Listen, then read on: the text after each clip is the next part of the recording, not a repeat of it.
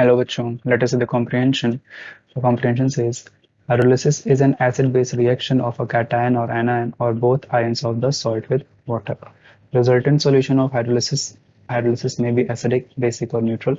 Further कहा गया जो anion होगा which is a weaker base than hydroxide ion and which has its conjugate acid HA is stronger than the water but weaker than hydronium ion shows phenomenon of hydrolysis. जैसे कि यहाँ पे बोलेंगे कि ऐसे एनायंस जो क्या हो हाइड्रोक्साइड से वीकर होते हैं बट उनका जो कॉन्जुगेट बेस होगा वो स्ट्रॉन्गर होता है वाटर से बट वीकर होता है हाइड्रोनियम आयन से, वो भी क्या करते हैं हाइड्रोलिसिस शो करते हैं। एनायंस की बात हो रही है यहाँ पे, जैसे हमारे पास क्या है एसिटेट एनायन है, साइनाइड एनायन है और नाइट्रेट एनायन है, ठीक है ना, सॉरी नाइट्राइट एनायन है।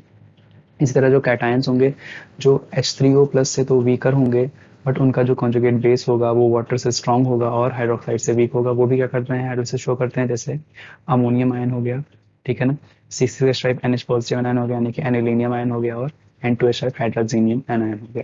तो कहा गया फिर यहाँ पे जो हाइड्रोलिसिस कांस्टेंट होता है एनायन और कैटायंस का, वो इक्वेशन देते हैं कि एनायन जो होगा हमारा वो हाइड्रोलिसिस करेगा तो एसिड बनाएगा और हाइड्रोक्साइड प्रोड्यूस करेगा। उसके लिए KH हमारा क्या हो जाएगा KW/Ka, क्योंकि एसिड था हमारा, this is equals to this. इसी तरह अगर हमारे पास बेस का क्या होगा, हमारे पास कैटायन होगा, वो क्या करेगा उसका हाइड्रोलिसिस होगा तो वो बनाएगा बेस बनाएगा और यहाँ पे H+N रिलीज करेगा, इसका KH हो जाएगा KW/Kb, ठीक है। तो क्वेश्चन में कहा गया है कि which of the following statement is true, कि कौन सा स्टेटमेंट इसमें से ट्रू होगा। पहला स्टेटमेंट क्या है, weaker the acid greater will be hydrolysis of its anion, और सेकंड है weaker the base greater will be the hydrolysis of its cation और बोथ A एंड B। तो अगर बात करें बच्चों यहाँ पे कहा गया है जो एसिड वीक अगर होगा तो उसका जो एनायन होगा उसकी हाइड्रोलिसिस और इतनी ज़्यादा होगी, इस तरह जो बेस अगर वीक होगा तो उसकी कैटायन की भी जो हाइड्रोलिसिस होगी वो ज़्यादा होगी। इसकी अगर बात करें तो हमको क्या पता है कि अगर बोलें क्या वीकर एसिड है, अगर it means weaker acid means its dissociation constant, it's उसका जो डिसोसिएशन कांस्टेंट होगा क्या, that is Kb। Dissociation constant की जो वैल्यू होगी जिसको हम Kb से लिखते हैं वो क्या होगा, वो कम होगा, will be low. Weaker acid means its dissociation constant will be low, और जब डिसोसिएशन कांस्टेंट लो रहेगा तो हेंस हम क्या बोलेंगे, डिसोसिएशन कम होगा तो हेंस बोलेंगे क्या, जो रिएक्शन होगी reaction will be favourable in reverse direction. Reaction कहाँ होगी, रिवर्स डायरेक्शन में फेवरेबल होगी, ठीक है ना बच्चों।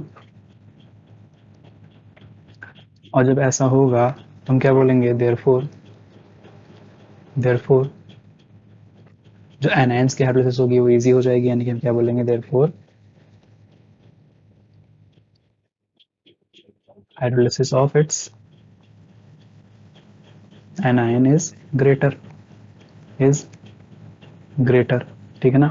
ये पार्ट हो गया। इसी तरह से हम कहेंगे क्या कि वीकर द बेस, इसी तरह जितना ज्यादा वीक होगा बेस हमारा क्या होगा, लोअर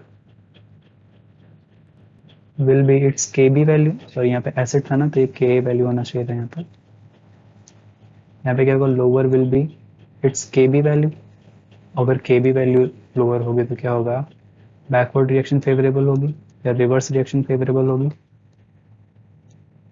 बैकवर्ड रिएक्शन क्या होगी, मोर फेवरेबल। और जब बैकवर्ड रिएक्शन फेवरेबल होगी मतलब क्या, यहाँ पे हम क्या बोलेंगे, जो हाइड्रोलिसिस होगी किसकी, hydrolysis of its cation, hydrolysis of its cation will be greater, ठीक है। यानी कि अगर यहाँ पे हम देखें जो पहला स्टेटमेंट है वो भी क्या है, करेक्ट है, और दूसरा स्टेटमेंट भी क्या है, करेक्ट है, यानी कि ऑप्शन क्या हो जाएगा करेक्ट हमारा बच्चों, both A and B will be correct answer for this question. Option C is the correct answer. I hope you understood. Best of luck.